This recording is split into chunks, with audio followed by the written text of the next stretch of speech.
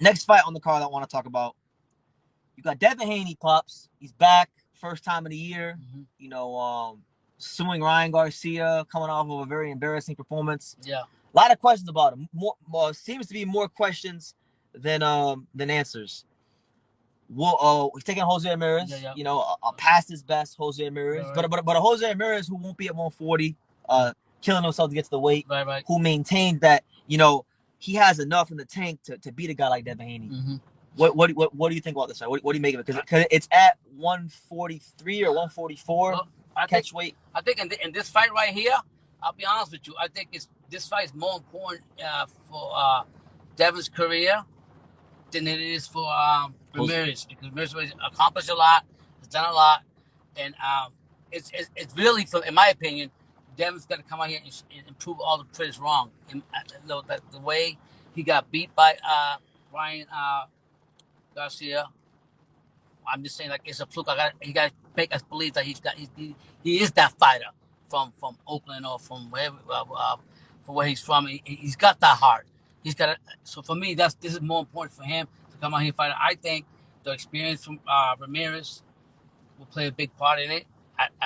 But I want to see what type of a fighter did that. All those knockouts really knocked some sense into David Haney, no disrespect, and change his tactics and how or style of fighting where he can become more aggressive. Because he is a big fighter too. He's tall. He just got to go in there and do it. Does he have the heart to do it? That's what I'm saying. Yeah, we'll see. Well, the one thing I like about this fight from a style standpoint is that Jose Ramirez's dominant punch is the left hook. Okay. And it's always, I said this on Sean Tatel's yesterday when we did our collab video. Make sure you guys go check out Sean Tatel's channel. We're doing like regular collabs every week. So if you like those videos, good box talk, go check out his channel for that.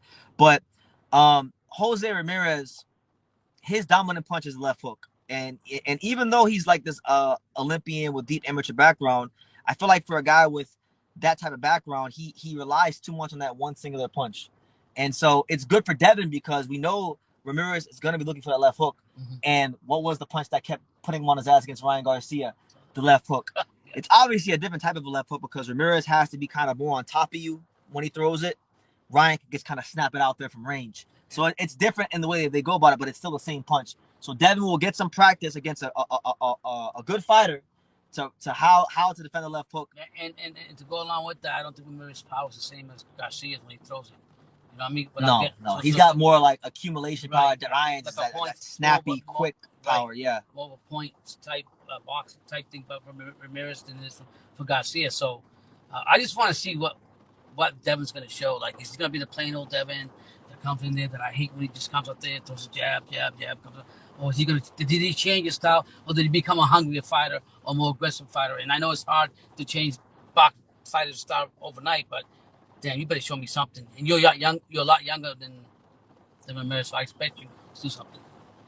I haven't thought a whole lot about Ramirez. Like, I haven't thought highly of him as a fighter for some years now. Like, I probably say like when he ducked the Regis Prograis fight because he was getting married or whatever that was kind of when I was like, okay, he don't really want to fight like that no more. It's not really in his heart to be a great anymore. His hunger's gone. And you know what? Fair play to him. He made good money in the sport. He's done great for Fresno and his people and his community. Yeah. He has a lot to be proud of.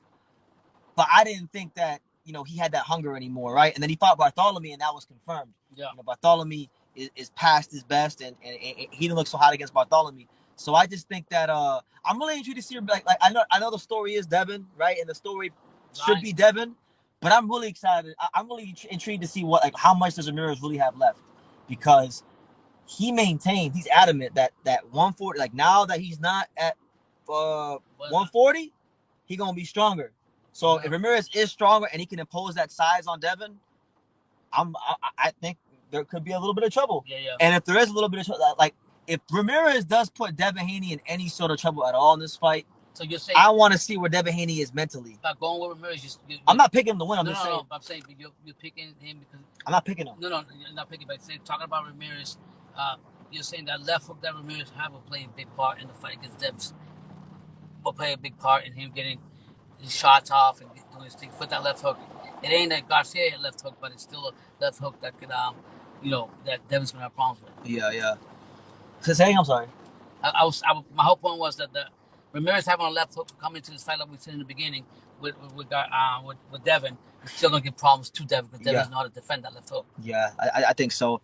And it'll give Devin some practice for the Ryan rematch, right? Now Hannah Strivol says if this fight was real and Ramirez still had heart, I don't understand why the fight is being made. Ramirez is many levels above Devin. It's clear Ramirez is coming to lay down for payday. He might be coming for the payday. Oh wow! But I don't think that Ramirez was ever levels above Devin Haney. Truth be told, I never really thought highly of either of these guys. Like I thought Ramirez was really good. Like I thought when he fought like Mo Hooker in 2019, going into the Taylor fight in 2021, I thought he was at a high level then. But even in this prime, I always thought Ramirez was a little bit overhyped. And it is what it is. But a good fighter, unified champion, I can't take that from him. Had underrated hand speed. But I think Devin should probably win a UD. Devin by UD in a boring fight. You think so? Yeah. You don't think Devin's gonna come in and try to knock him out? Yeah, have the fan. Listen. He's gotta do something. I'm just throwing it out there just for the hell of it. Another thing that I want to highlight about Devin, right? Why I don't believe in his mental psyche, right? This dude had an opportunity to fight Sandor Martin. Remember that? Yeah. Sandor Martin was the mandatory challenger for his belt. This dude ducked Sandor Martin. Now look, Sandor Martin's a good fighter.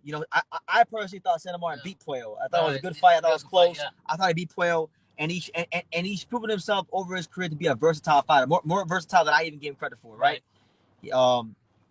He's not a big puncher. Sandor Martin is not a big puncher. Right. That was the ideal fight to come back on. Right. And Devin didn't want to fight him because he wanted to get overpaid for the fight. He thought he wanted like $5 million for a $2 million fight. Yep. Right. Mm-hmm. So that to me signals a lack of confidence.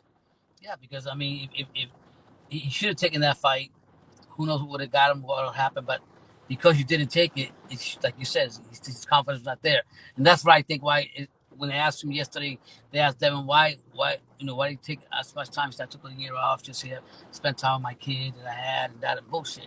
You took a year off because it was a year off. Hopefully that you have to recuperate from all them fucking knockdowns that Garcia gave you. And don't get it twisted. When he goes into this fight, even though it's not Garcia, he's going. As soon as he gets that ring, the first thing he's gonna think of the last time I was here, I got my ass kicked. So we'll see how he does. So the back of his head. Yep. Shout out to my boy right here, a longtime viewer, New Car. He says, I've followed Jose. He really slid the past 2 fights. He might train too hard and he aged himself in between camps. Yeah, wow. That's possible. I mean, that's very possible. Like, he's one of those guys. I never met Jose Ramirez. Like, I never been to Robert Garcia Boxing Academy.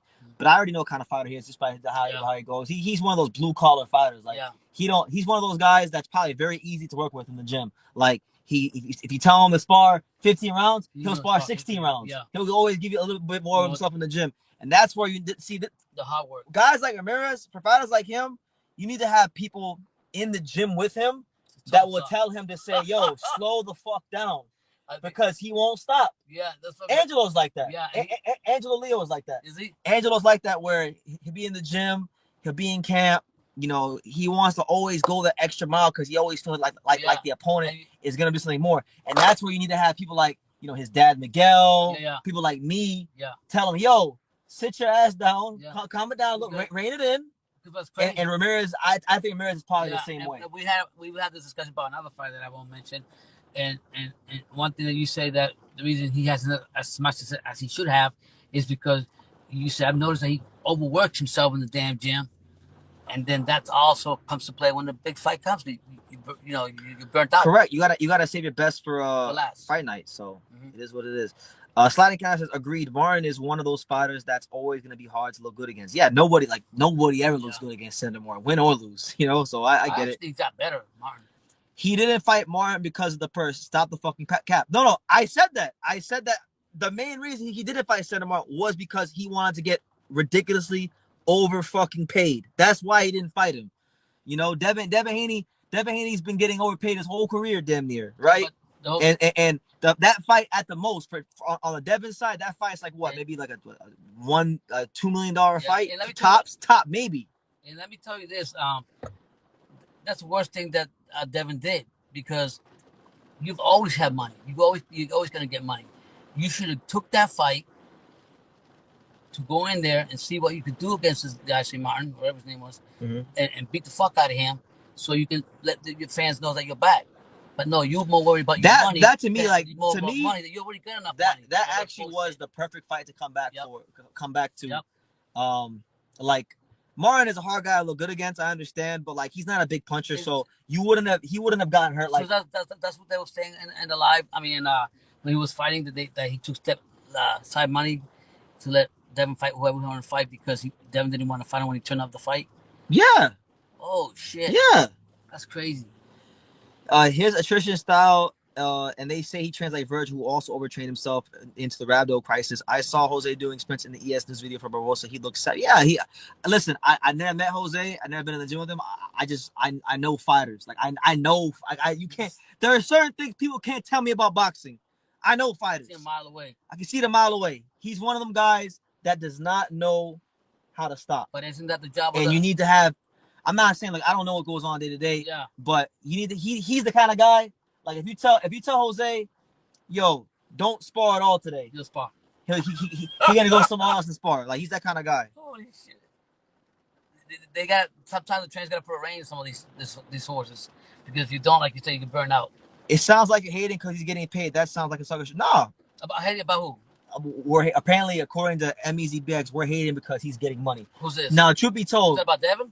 I'm gonna be honest as possible here. I don't give half of a singular fuck how much he's getting paid. I'm only telling you. I'm only telling you that Devin didn't take the Sandor Martin fight because the fight is only worth. Listen, in boxing, fighters and fights have market values. That fight is only worth a certain amount of money, and Devin wanted more money than it was worth, i.e., pricing yourself out. Eddie Hearn confirmed this, so don't get mad at me. Eddie Hearn confirmed the damn fight. Yeah, and back to what I was saying, if you worry, Devin should be the last one to worry about money. He got money. What he should have been worried about is rebirthing himself, coming back again, and showing his fans that he can kick some ass after Garcia kicked his ass. That was the principle of the whole thing, not about his money. Now, in my case, there's an argument going on about like the Jose Ramirez, like what you call it? There's a whole argument going on about like did Jose Ramirez become aged out because of training camps or because of the fights? And the answer is both. Yep. Fighters, the majority of your life as a fighter is spent in the gym for camp, right? So that's where the wear and tear on your body is most of it's going to be in camp.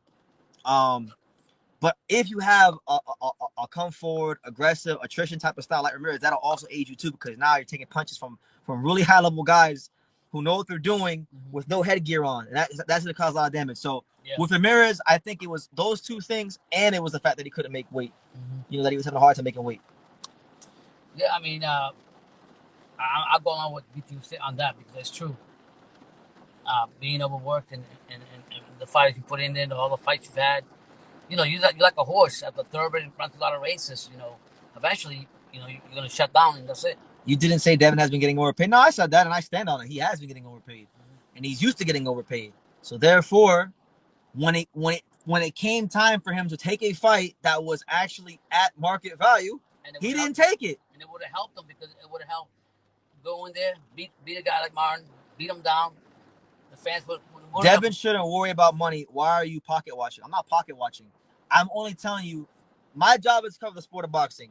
We brought up Sandor Martin and why he didn't fight Devin Haney. I'm telling you why he didn't fight Devin Haney.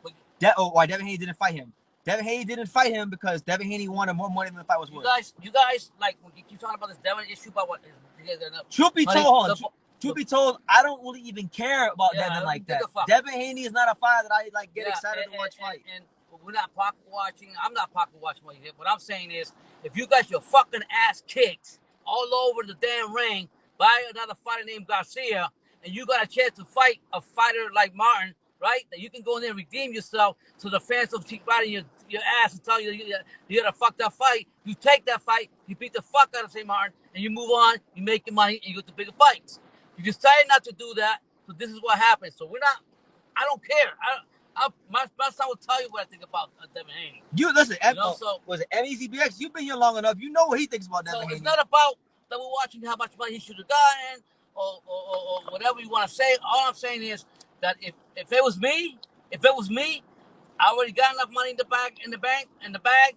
I'll take whatever money I got. Let me go redeem myself to my fans who are watching me, so they don't think I'm the shit of me. Now you're going into a fight with an older, experienced fighter, an Olympian, that you have to go in there and you got to show out. You better show out because people talk more shit about you if you don't. A lot of you guys bringing up Jose Ramirez, Duck and Regis program. I haven't forgot about Jose Ramirez, Duck and Regis program at all. In fact, that's actually one of the reasons. That was one of the turning points of where I really stopped believing in him at all. You know, as a top level fighter. You know. But shout out to all you guys. Hit that like button. Good comments. Am I going to see the Inoue fight? Listen, man, I'm not even sure what I'm having for lunch yet. Why? See, didn't I tell you? We're not even in the middle of March. Yeah, I told you. Oh shit! The first couple you get. Listen, I should be there. I don't know yet, but I'm not even thinking that far ahead. We're talking about this live. We're talking about this live. I'm worried about what I'm gonna have for lunch later. Damn, we'll cross that bridge when we get there, but I should be there. Holy crap! Thank you guys for all your comments, good or bad. Hit that like button, super chat. We love you guys. We're just talking. All right. Every says, I remember when Pop said Regis was gonna beat Devin Haney. Yeah. And I still have progress. I like him. I mean, yeah, he got whatever. He folded. You right. I like when you guys give me reminders because this old man can remember everything, and I appreciate y'all. Appreciate all the comments. All right, last fight on the card. Ryan Garcia versus